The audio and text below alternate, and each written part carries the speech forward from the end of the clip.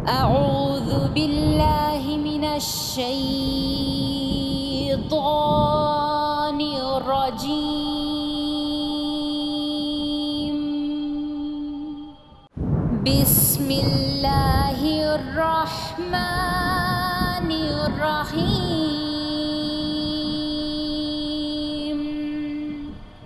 نحمده ونصلي على رسوله الكريم. اما بعد فاعوذ باللہ من الشیطان الرجیم. بسم اللہ الرحمن الرحیم. رب اشرح لی صدری ویسر لی امری واحلل عقدۃ من لسانی یفقهوا قولی. رب یسر ولا تعسر وتمم بالخیر. اللہم انی اسألک علما نافعا ورزقا طیبا وعملا متقبلا. یا مقلب القلوب ثبت قلبی علی دینک.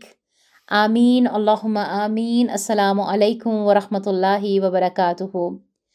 امید اور دعا ہے کہ آپ سب صحت اور ایمان کی بہترین حالت میں ہوں گے انشاءاللہ. اللہ سبحانہ و تعالیٰ کی توفیق اور اللہ تعالیٰ کی رحمت کے ساتھ آج ہم اپنے لیسن سورۃ البقرہ کی آیت نمبر 74 کا آغاز کریں گے، اس نیت کے ساتھ کہ اللہ سبحانہ و تعالیٰ اسے ہمارے لیے پڑھنا، اس پر عمل کرنا اور عمل کے ساتھ اسے دوسروں تک پہنچانا آسان کر دیں. اللہ سبحانہ و تعالیٰ ہماری کوششوں کو، محنتوں کو ہم سے قبول فرمائیں اور اس کام کو ہمارے لیے، ہمارے والدین کے لیے اور ہماری آخرت کے لیے بہترین صدقہ جاریہ بنا دیں. آمین. اپنے لیسن کا آغاز کریں گے اس سے پہلے ہم اپنے پچھلے لیسن کا تھوڑا سا جائزہ لے لیتے ہیں کہ ہم نے پیچھے کیا پڑھا، کیونکہ ہمارا الحمدللہ ایک نیا رکوع پچھلے والے لیسن سے شروع ہوا تھا اور ہم ساتھ میں آیات کو یا پچھلے لیسن کو دوبارہ سے ایک چھوٹا سا ریکیپ اس لیے کرتے ہیں تاکہ ہمیں پتہ ہو کہ ہم کیا پڑھ رہے ہیں اور اس کے پڑھتے پڑھتے ہمارے لیے چیزوں کو، باتوں کو، احکامات کو سمجھنا آسان ہو جاتا ہے الحمدللہ.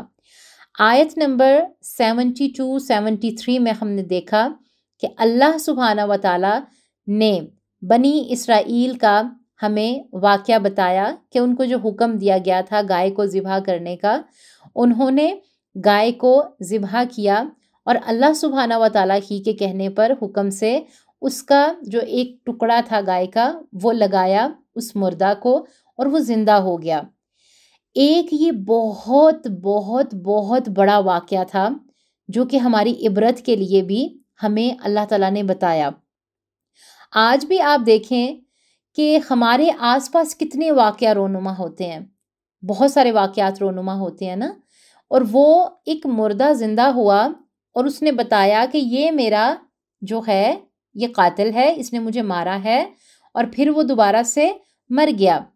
پھر اللہ تعالیٰ نے ہمیں فرمایا اس آیت میں جو کہ ہم پڑھنے لگے ہیں کہ اتنا بڑا واقعہ، اتنا بڑا جو تمہارے سامنے ایک واقعہ رونما ہوا تھا، وہ دیکھ کر کیا ہوا؟ تمہارے دل سخت ہو گئے، تمہارے دل نرم ہی نہیں ہوئے، تم نے سبق ہی نہیں لیا. ہمارے لیے سمجھنے کی بات اس میں کیا تھی؟ 2005 میں بھی زلزلہ آیا تھا، زلزلے کے بعد کیا ہوا؟ ہمارے دل تھوڑے سے لرزے، اس کے بعد کیا ہوا؟ ہم آج بھول گئے. آج ہم نے کیا کہا کہ نہیں، وہ 2005 میں فلاں فلاں فلاں جگہ پر زلزلہ آیا تھا، اتنا نقصان ہوا تھا، اتنے لوگ مر گئے تھے.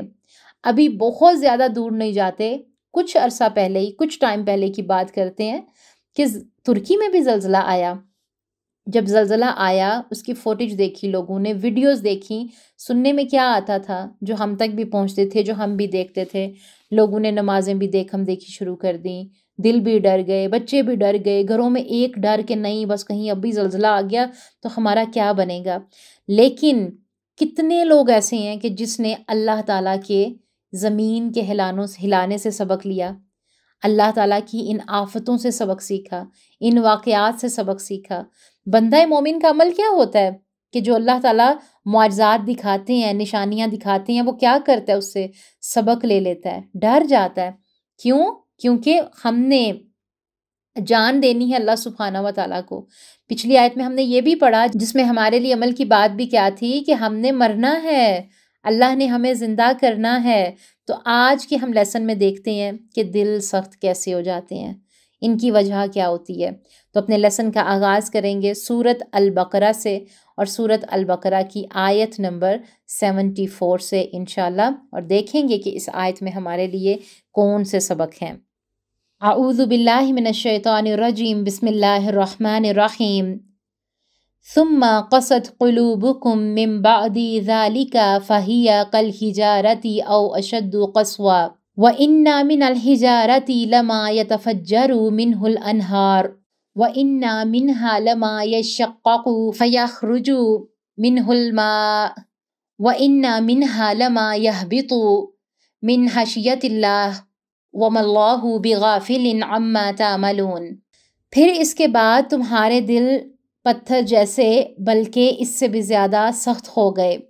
بعض پتھروں سے نہریں بہہ نکلتی ہیں اور بعض پھٹ جاتے ہیں اور ان سے پانی نکل آتا ہے، اور بعض اللہ کے ڈر سے گر پڑتے ہیں، اور تم اللہ تعالیٰ کو اپنے اعمال سے غافل نہ جانو۔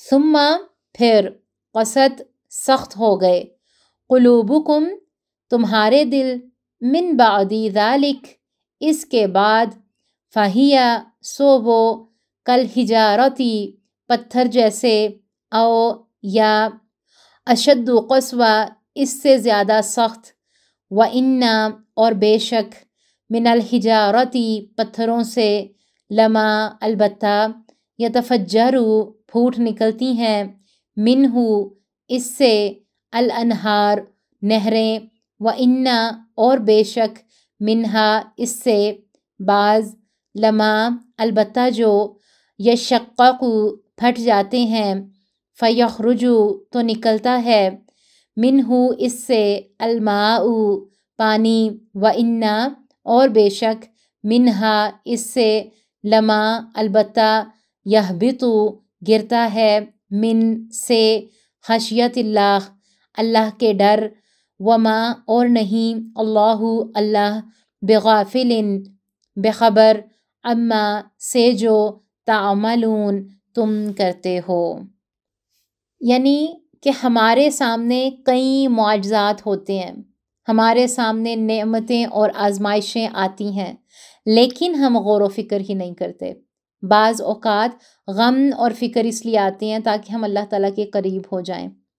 اللہ تعالیٰ یہاں پر کیا فرما رہے ہیں کہ اس کے بعد تمہارے دل سخت ہو گئے، گویا وہ پتھر ہیں یا ان سے بھی زیادہ سخت۔ رسول اللہ صلی اللہ علیہ وآلہ وسلم کی حدیث کا خلاصہ ہے کہ کافر کی مثال اس گدھے جیسی ہے جس کو یہ پتہ ہی نہیں ہوتا کہ اس کے مالک نے اس سے خوش ہو کر یا غصے میں آ کر اس پر بوجھ لادا ہوا ہے۔ اللہ ہمیں نشانیاں دکھاتا ہے، اتنی بڑی نشانی ہم پیچھے دیکھ کر آ چکے ہیں، پڑھ کے آ چکے ہیں۔ ہم لوگوں کو خوش کرنے میں لگے رہتے ہیں، کچھ لوگوں کے دل پتھروں کی طرح سخت ہیں، لیکن کچھ لوگوں سے کوئی خیر نہیں ملتی۔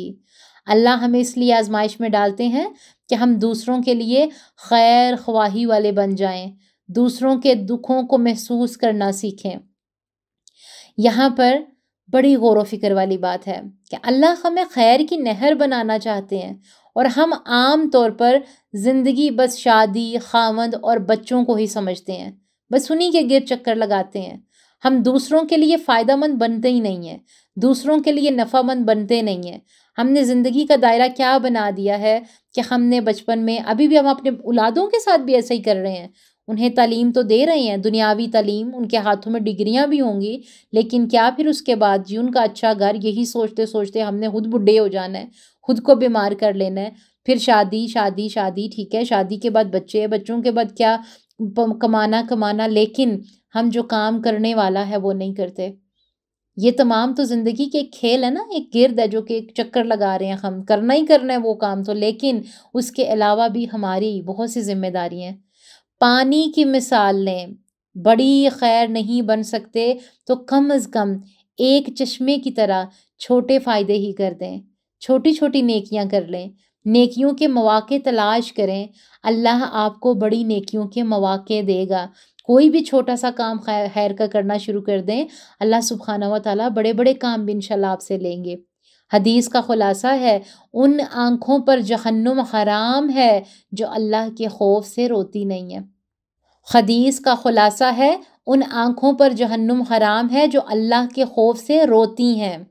2 قطرے اللہ کو بہت پسند ہیں، ایک وہ آنسو جو اللہ کے خوف سے ٹپکیں اور دوسرا خون کا وہ یعنی کہ قطرہ جو اللہ کی راہ میں بہے۔ اللہ ہمارے آنسوؤں کی بھی قدر کرتا ہے، اور اللہ تعالیٰ فرما رہے ہیں اور بعض ایسے ہوتے ہیں کہ اللہ کے خوف سے گر پڑتے ہیں۔ پھر آگے بات ہوتی ہے نا، ٹھیک ہے، لینڈ سلائیڈنگ کی، یہ پتھر خود نہیں گرتے، گرائے جاتے ہیں۔ کچھ انسان ایسے ہیں کہ اللہ کے سامنے کبھی نہیں جھکے، کہ اللہ سبحانہ و تعالیٰ ان کو غور و فکر کی دعوت دیتے ہیں اور کہتے ہیں کہ تمہارا دل کیا، تمہارا جسم کیا میرے کنٹرول میں ہے، جب میں چاہوں گرا سکتا ہوں، لیکن اس سے پہلے میرے بندے میرے آگے جھک جاؤ۔ ہمیں اپنے اوپر کام کرنا ہے، عقل کے اوپر کام کرنا ہے۔ یہ قرآن انسان کے اندر تب جذب ہوتا ہے جب ہم شعور سے اللہ کے آگے جھکتے ہیں، قرآن کو سمجھ لیں اور اللہ سے قریب ہو جائیں۔ خامند اور بچوں کو بھی اللہ کے قریب کریں۔ ہدایت صرف اللہ دیتا ہے، ہم صرف کوشش کر سکتے ہیں۔ اللہ ہمیں اور اپنے نیک ارادوں میں کامیاب کرے، آمین۔ دل کب سخت ہوتے ہیں؟ یہاں پر ایک اور چھوٹی سی بات پہ غور کرتے ہیں۔ دنیا کی محبت سے دل سخت ہو جاتے ہیں۔ پتھروں سے محبت دل کو پتھر کر دیتی ہے۔ بڑا گہرا جملہ ہے یہ، پتھروں سے محبت دلوں کو پتھر کر دیتی ہے، اور آج ہم نے پتھروں سے ہی محبت کر لی ہے۔ چلیں اب اس آیات پہ ہم تھوڑے سے سوالات بھی ساتھ لیتے ہیں۔ وہ کیا کہ پھر اس کے بعد تمہارے دل سخت ہو گئے، اس کی وضاحت کیا ہوگی کہ پھر تمہارے دل سخت ہو گئے کیونکہ ان پر کوئی نصیحت اثر ہی نہیں کرتی۔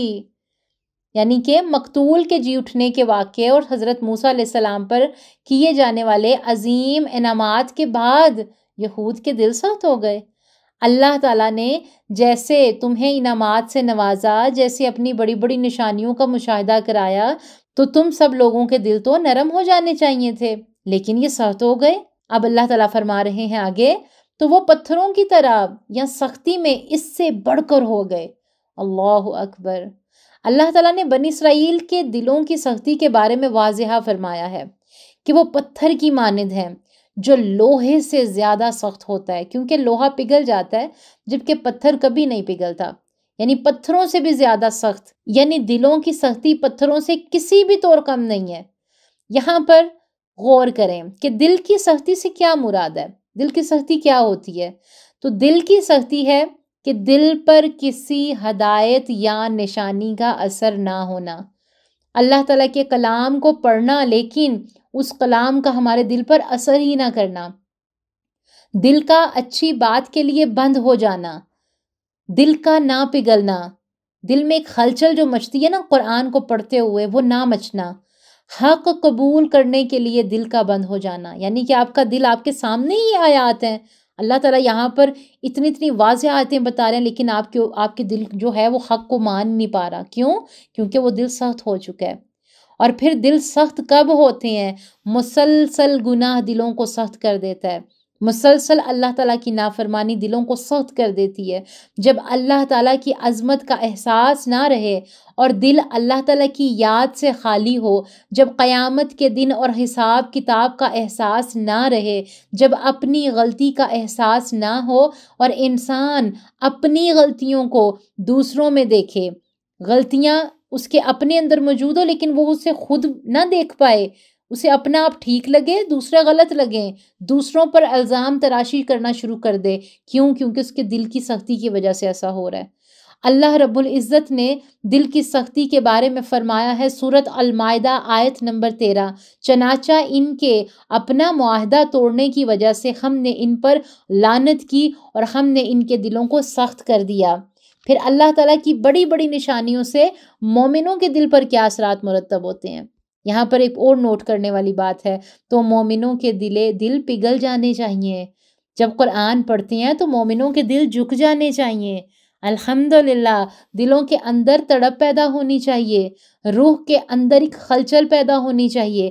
اللہ سبحانہ و تعالیٰ فرماتے ہیں قرآن میں سورۃ الحدید آیت نمبر 16 میں، کیا ایمان والوں کے لیے ابھی وہ وقت نہیں آیا کہ ان کے دل اللہ تعالیٰ کے ذکر کے لیے جو حق نازل ہوا ہے اس کے لیے جھک جائیں، اور وہ ان لوگوں جیسے نہ ہو جائیں جن کو پہلے کتاب دی گئی تھی، پھر ان پر جب لمبی مدت گزر گئی تو ان کے دل سخت ہو گئے اور ان میں سے اکثریت نافرمان ہے۔ اللہ اکبر۔ پھر یہاں پر اسی آیت پر غور کریں کہ اللہ تعالیٰ کیا فرما رہے ہیں کہ اور بے شک پتھروں میں سے یقیناً کچھ ایسے ہیں جن سے نہریں پھوٹ نکلتی ہیں، اور بے شک ان میں سے یقیناً وہ بھی ہیں جو پھٹ جاتا ہے تو اس سے پانی نکل آتا ہے۔ اس سے کیا مراد ہے؟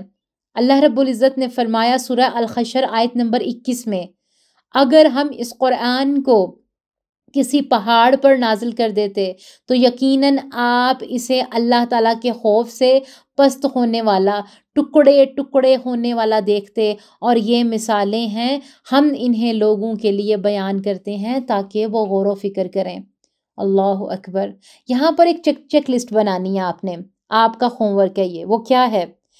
آپ نے اپنے نوٹ بک میں ایک سائڈ میں درمیان میں لائن لگائیں، ایک سائڈ پہ لکھیں پتھر کی سختی، دوسری طرف لکھیں دل کی سختی، اور 3 پوائنٹ وہاں پر نوٹ کریں۔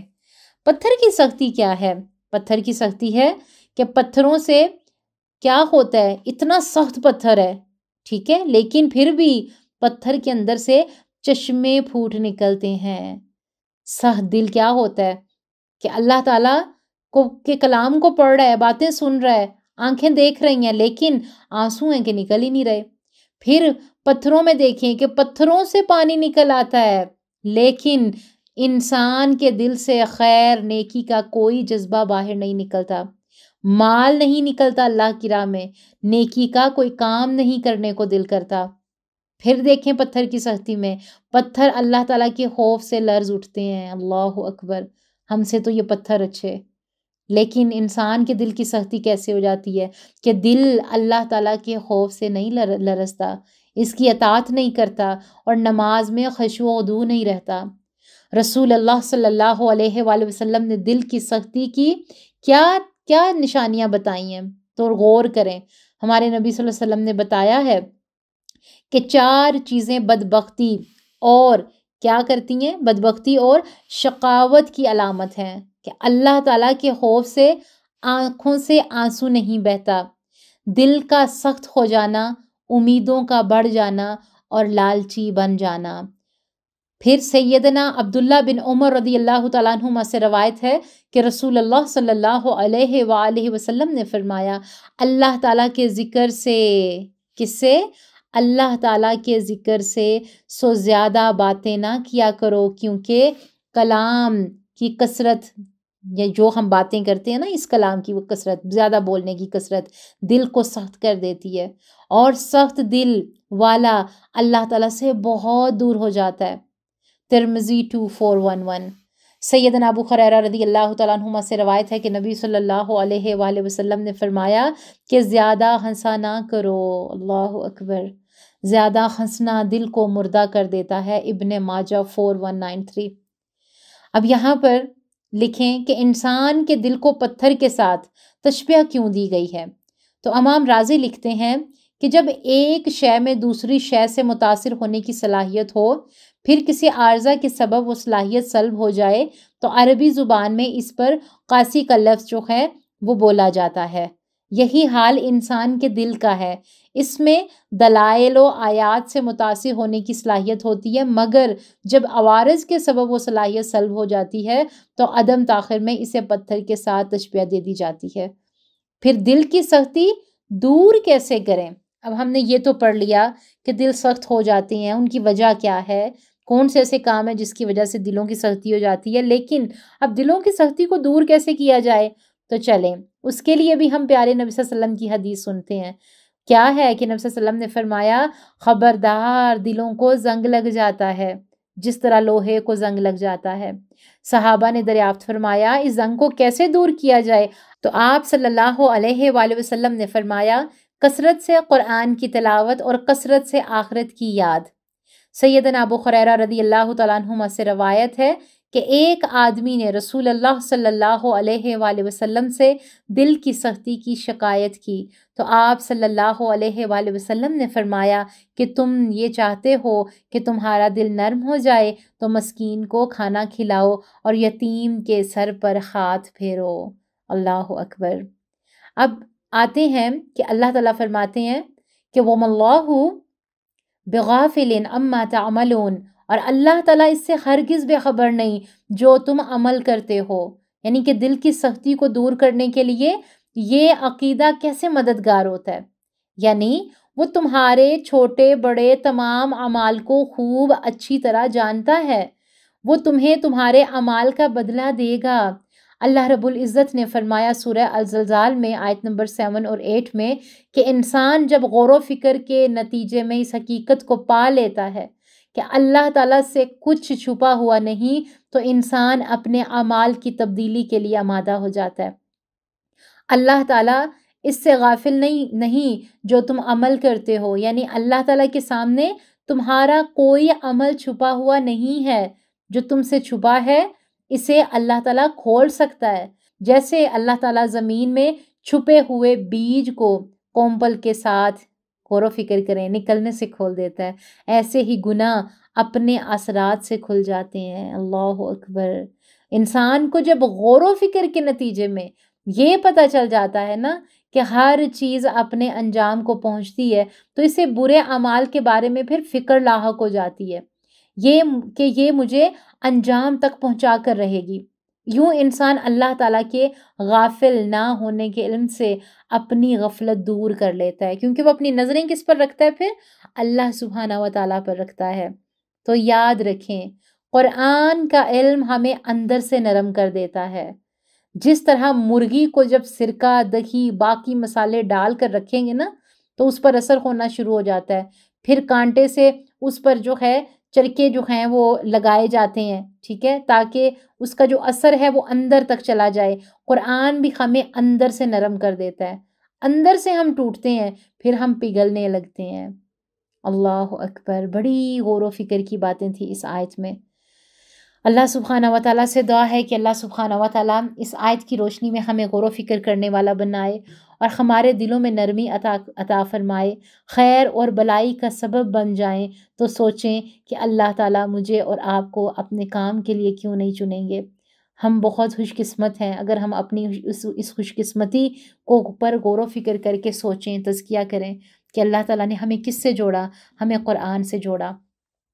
اللہ سبحانہ و تعالیٰ ہمارے دلوں کو خیر والا بنا دے، اور ہمارے دلوں میں بھی اگر سختی ہے نا، آج اگر کسی کو پڑھتے ہوئے لگے نا کہ نہیں میرے دل میں بھی جو ہے وہ سختی ہے، کیونکہ آپ کے اندر سے نا ایک ہلچل ضرور مچے گی قرآن کو پڑھتے ہوئے، اگر وہ مچ گئی ہے نا تو الحمدللہ مبارک ہو کہ الحمدللہ سے اللہ تعالیٰ کی طرف سے یہ بھی ایک دستک ہے ہمارے لیے کہ میرے بندو اب آ جاؤ میری طرف، اب آ جاؤ اس قرآن کی طرف اور لے لو مجھ سے فلاح، لے لو کامیابیاں، لے لو جس کی تم دنیا میں اتنی کوششیں کرتے ہو، کبھی ادھر ٹکر مارتے ہو کبھی ادھر ٹکر مارتے ہو، لیکن فلاح کس میں ہے؟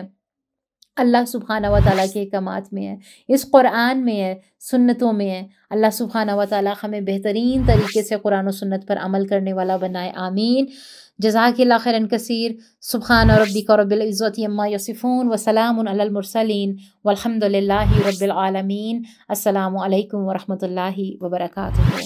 ربنا تقبل منا إنك أنت السميع العليم